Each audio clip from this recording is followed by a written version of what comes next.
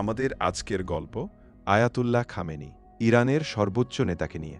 মধ্যপ্রাচ্যের হৃদয়ে একটি দেশ, যেখানে রাজনীতি ও ধর্ম একসাথে পথচলা করে, যেখানে একটি কণ্ঠস্বর, একটি সিদ্ধান্ত, একটি নির্দেশ পুরো রাষ্ট্রের গতিপথ নির্ধারণ করে। তিনি হলেন আলী খামেনি, ইরানের সর্বোচ্চ নেতা। আজ আমরা জানব তার শৈশব, তার সংগ্রাম, তার নেতৃত্ব এবং তার প্রভাব, যা শুধু ইরানই নয়, পুরো বিশ্ব রাজনীতিতে আলোড়ন তোলে। শৈশব ও শিক্ষা।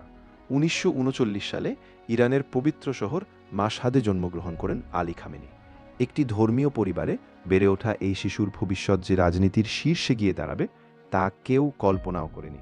তিনি ছোটবেলা থেকেই ইসলামী শিক্ষা গ্রহণ করেন, পরে যান কুম শহরে, যেখানে ইরানের বড় বড় আলেমদের কাছ থেকে শিক্ষা নেন। তার জীবনে বড় প্রভাব ফেলেছিলেন রুহুল্লাহ খোমেনি। খোমেনির বিপ্লবী চিন্তাধারা তরুণ খামেনির মনকে নাড়া দেয়। তিনি শুধু একজন আলেম নন, তিনি হয়ে ওঠেন একজন বিপ্লবী চিন্তাবিদ। শাহ বিরোধী আন্দোলন ও কারাবরণ। ১৯৬০ ও ৭০-এর দশকে ইরানে ক্ষমতায় ছিলেন মোহাম্মদ রেজা পাহলভি। শাহের শাসনের বিরুদ্ধে যখন প্রতিবাদ শুরু হয়, আলী খামেনি সক্রিয়ভাবে সেই আন্দোলনে যুক্ত হন। তার বক্তৃতা ও সংগঠনের কারণে তাকে একাধিকবার গ্রেপ্তার করা হয়। কারাগারে কাটান বহু সময়, নির্যাতন সহি করেন, কিন্তু তিনি থামেননি। ১৯৭৯ সালের ইসলামী বিপ্লব ইরানের ইতিহাসে এক মোড় পরিবর্তনের বছর। শাহ পতন হল, দেশে প্রতিষ্ঠিত হল ইসলামী প্রজাতন্ত্র। এই বিপ্লবের নেতৃত্বে ছিলেন রুহুল্লাহ খোমেনি। আলী খামেনি হয়ে ওঠেন বিপ্লবী পরবর্তী সরকারের গুরুত্বপূর্ণ নেতা। তিনি বিভিন্ন দায়িত্ব পালন করেন: প্রতিরক্ষা পরিষদ, সাংস্কৃতিক নীতি এবং নিরাপত্তা বিষয়ক পদে। রাষ্ট্রপতি থেকে সর্বোচ্চ নেতা। ১৯৮১ সালে আলী খামেনি ইরানের রাষ্ট্রপতি নির্বাচিত হন। এই সময় চলেছিল ইরান ইরাক যুদ্ধ। দেশ ছিল যুদ্ধবিধ্বস্ত, অর্থনীতি দুর্বল, অভ্যন্তরীণ অস্থিরতা প্রবল।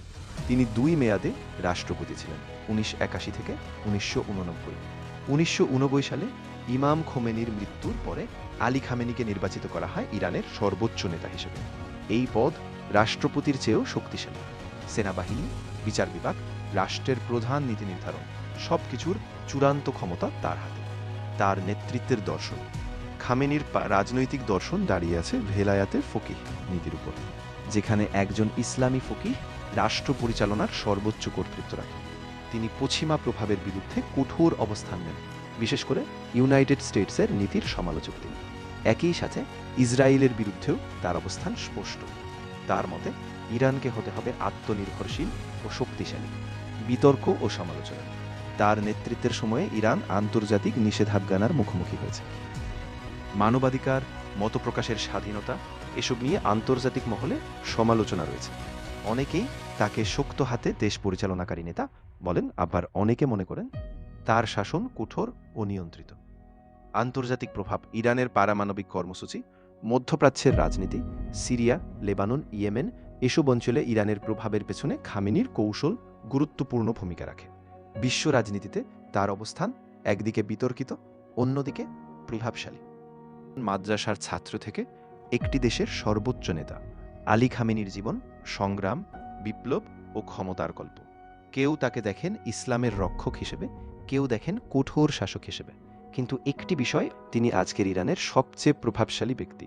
তার সিদ্ধান্ত, তার বক্তব্য, তার নীতি নির্ধারণ করে ইরানের ভবিষ্যৎ। ইতিহাসের পাতায় তিনি সমরীয় হয়ে থাকবেন। ভালো থাকবেন প্রিয় খামেনি।